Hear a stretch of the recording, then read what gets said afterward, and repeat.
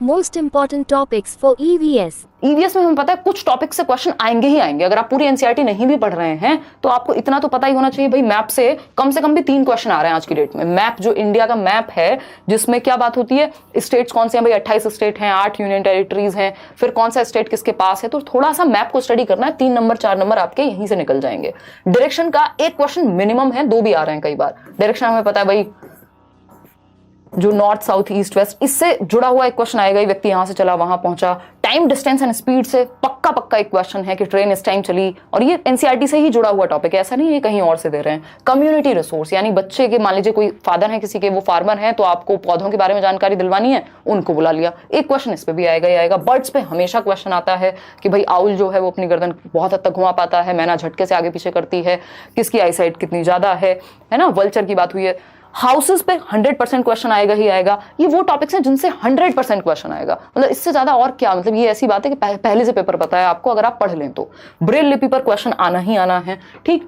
B keeping, मधुमक्खी पालन अक्टूबर to दिसंबर में बेस्ट टाइम होता है। डेजर्ट ओक पे क्वेश्चन आता ही है, एलिफेंट्स पे क्वेश्चन आता ही है। जेंडर, अगेन अगर जेंडर आप वहां पढ़ चुके हैं, यहाँ आपको अलग से पढ़ने की जरूरत नहीं है। एक एक क्वेश्चन हर सब्जेक्ट की पेडागोजी में जेंडर का ये लोग डालने लगे हैं अभी, ठीक। सीड्स यानी बीज को लेकर के, तो आप बच्चे को एक्सपेरिमेंट यानी उसको बोने का मौका दें, फिर वो उसको ऑब्जर्व करेगा सीड्स को, बीजों को। स्टेट्स पे बात हो गई, ये मैप से ही जुड़ा हुआ टॉपिक है।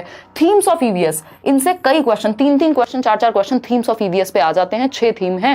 फैमिली, फ्रेंड्स जो कि एक है, फिर फूड चाहिए हमें, water, shelter, travel, things we make and do, इनको दिमाग में बैठा लेना। इन्हीं के अराउंड क्वेश्चन कई सारे आते हैं थीम्स ऑफ ईवीएस पे। ये हुई पेडागोजी ऑफ ईवीएस की बात। इंटीग्रेटेड ईवीएस क्या है कि ईवीएस में हम 3 सब्जेक्ट पढ़ते हैं, और कक्षा 1 और 2 में ईवीएस की कोई टेक्स्ट बुक नहीं होती, 3rd 4th 5th में होती है। कक्षा 1 और 2 में हम ईवीएस किस में पढ़ते हैं, लैंग्वेज और मैथ्स की सहायता से हम ईवीएस समझा देते हैं, उसको अपने पर्यावरण के बारे में बता देते हैं बच्चे को, ठीक।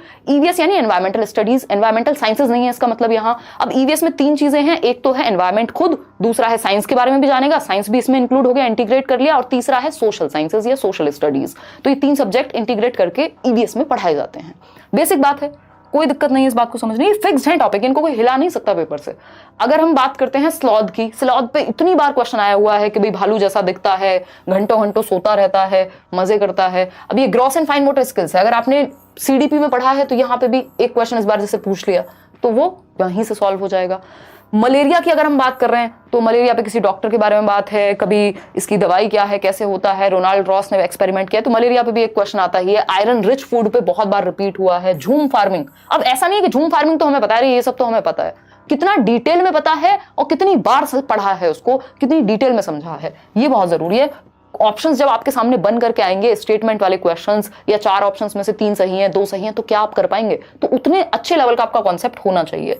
टेक्स्ट बुक ऑफ ईवीएस, अभी स्थिति वो है कि एक किताब आपको 10 बार पढ़नी है, ना कि 10 किताबें या 10 जगह से आपको भटकते रहना है।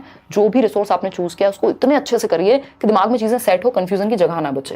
टेक्स्ट बुक ऑफ ईवीएस पे हर बार क्वेश्चन आता है कि भाई एक रिसोर्स है, ज्यादा डेफिनेशंस या टेक्निकल लैंग्वेज नहीं होनी चाहिए बुक में, क्या है, एक संसाधन है, मनोवैज्ञानिक रूप से लिखी हुई होनी चाहिए, एक्टिविटीज इन्वॉल्व होनी चाहिए। कन्नौज में इत्र मिलता है, इस पे कितनी बार क्वेश्चन आया हुआ है। प्रोसेस स्किल्स पे अब क्वेश्चन आने लगा है पिछले 2 सालों में। प्रोसेस स्किल्स क्या है, जिसमें बच्चे को सोचना पड़े, जैसे कि ऑब्जर्व करना, एक्सपेरिमेंट करना, क्लासिफाई करना, ये सारी प्रोसेस स्किल्स हैं। मिसकॉन्सेप्शंस पे क्वेश्चन आता ही है, सीडीपी का ही पार्ट है ये, कि आप जब ये जान रहे हैं कि बच्चे गलतियां करते हैं, एरर एक स्वाभाविक बात है, तो वो उनकी भ्रांतियां भी कुछ पैदा हो जाती हैं, जिनको हम ऑल्टरनेटिव कॉन्सेप्शंस कहते हैं। और ये ऑल्टरनेटिव कॉन्सेप्शंस क्या है, लर्निंग में हेल्प करते हैं। हर चीज लर्निंग में हेल्प करती है, आपको ये मान के चलना है, ठीक। सेंसिटाइज द स्टूडेंट, बच्चे संवेदनशील हो अपने पर्यावरण के प्रति, इस पे क्वेश्चन कई आ जाते हैं ईवीएस में। सिंपल टू कॉम्प्लेक्स अप्रोच हमेशा अपनानी है, जटिल से सरल की ओर नहीं जाते, सरल से जटिल जाते हैं। Simple to complex, general to specific जाते हैं। बच्चे को हरदम एक्टिव रखना है, कभी भी क्वेश्चन आएगा आप फंस रहे हो, देख लीजिए बच्चा किसमें ज्यादा स्वतंत्र है, किसमें ज्यादा एक्टिव है, कहां वो खुद से एक्सप्लोर कर रहा है, सक्रिय कहां है बच्चा, अर्थपूर्ण अधिगम कहां हो रहा है। सिंपल बात, तो ये टॉपिक्स कोई भी इधर उधर इनको कर नहीं सकता।